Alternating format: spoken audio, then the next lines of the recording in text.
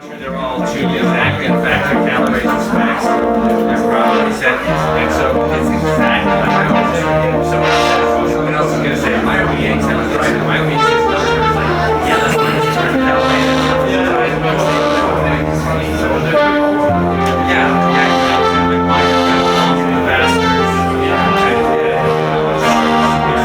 Minor mics is issued right out of the factory in the 80s. All right, so here we have the new OB-X8.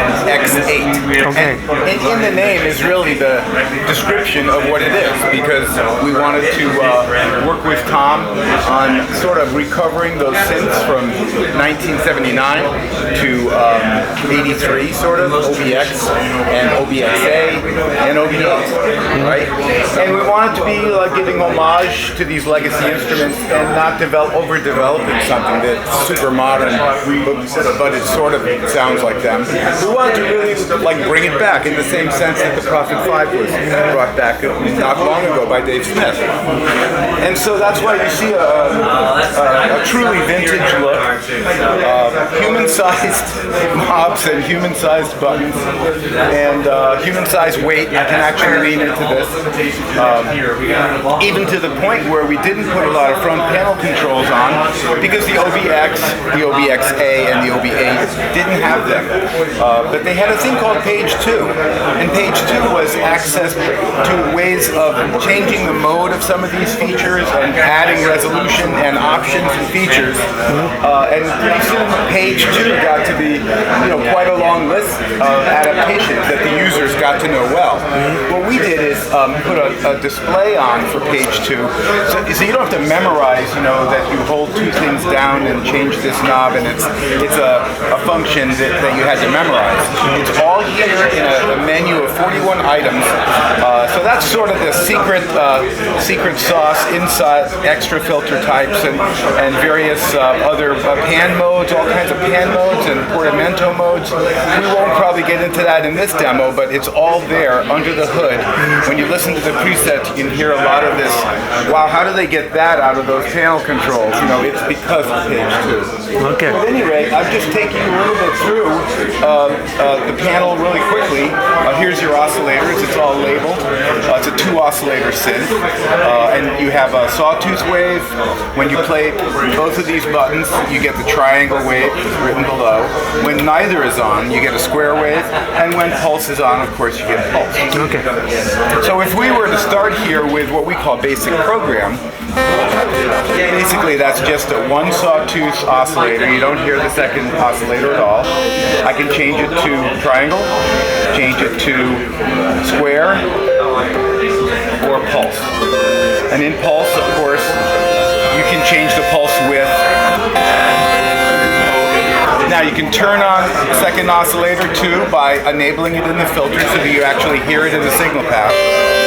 Right away you get a nice 2-oscillator sound. You can detune that over here.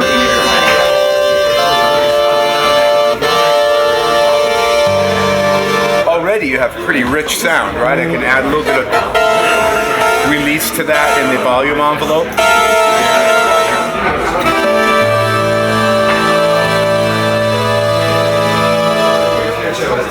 And you can also go in here and tell oscillator 2 pulse width to be one thing by holding it down.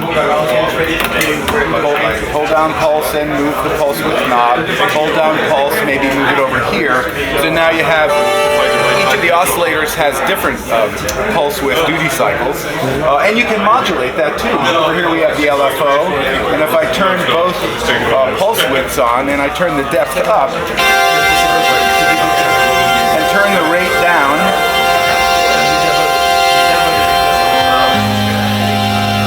it has a gentle wafting sound of the pulse width change like that. You can keep making it more and more rich, and I can also just have a simple triangle sound with these things and not detune it at all, and I can go up here and hit hard sync.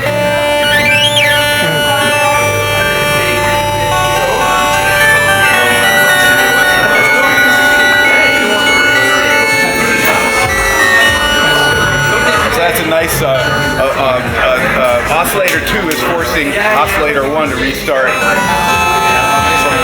beginning, and then you have a unison mode.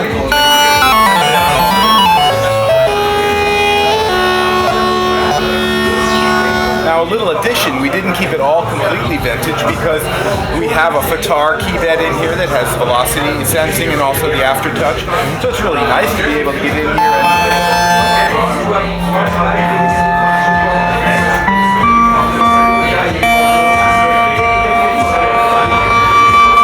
and also aftertouch. So now I can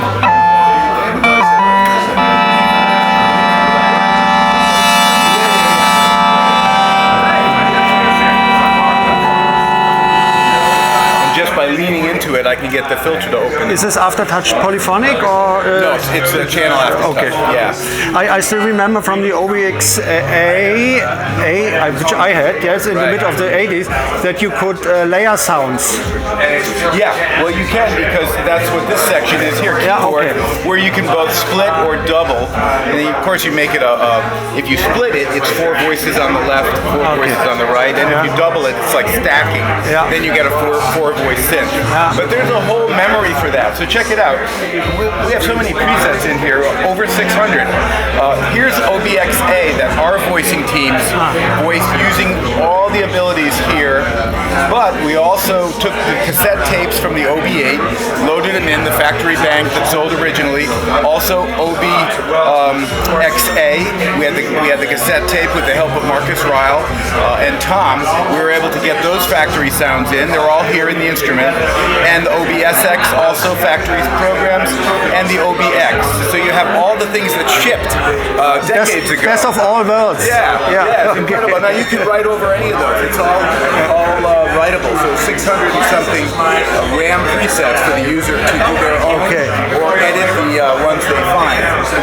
So that's a lot. And the double and the split modes have memory on their own too. 128 of each.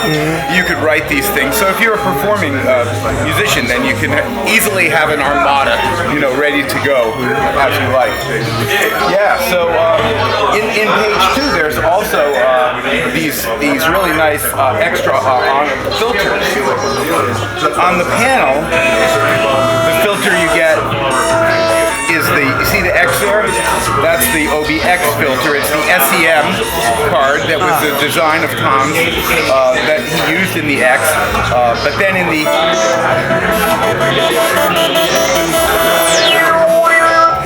OB-X8, when he moved forward in the series, he used Curtis filters. So we have the Curtis filter plus the SEM in here. I wanted to ask, Yeah. 2-pole, these are both 2-pole low-pass filters. And then we have when you see both, that's the OB-X8, but the 4-pole version. Yeah, and the OB-8 went on to have the same 4-pole, 2-pole low-pass filters.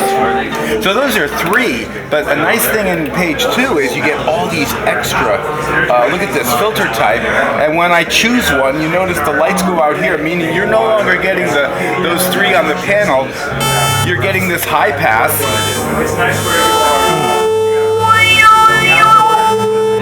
or you're getting the band pass, like a wah-wah pedal, or you're getting a notch filter, which is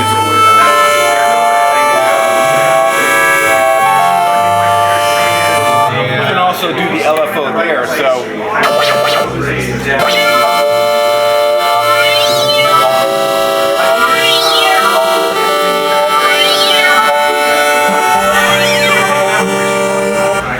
there's a lot of ways to play with all this stuff, portamento modes. Let me see if I can just go in and do some work on,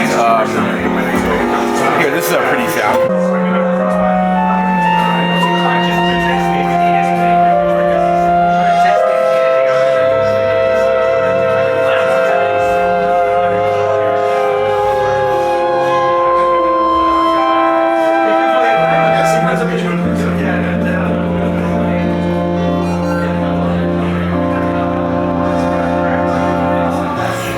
These gentle sounds, you can have these really dramatic, over-spoken things.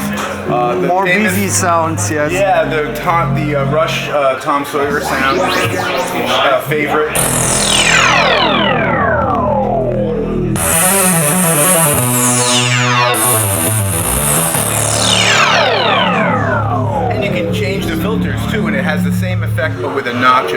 pass, a high pass. So yeah, you can just go in and edit these any way that you like. So you got all the originals, plus you got a whole 128 crop of brand new sounds for the OB-X8 that are created new. So that's an overview. Yeah. Thank you very much for your time and pleasure. having you. And I see it's the next classic we have to buy. Yeah. I think so. I saw it last year when I obtained the Prophet 10. It's enough now, and now you come up with this beast, and we have all problems again. Right, but we must get to the music. It's another must-have. Yeah, Let's okay. get to the music, everyone. Thank you very much. Yeah, cheers. Bye. I want to get off my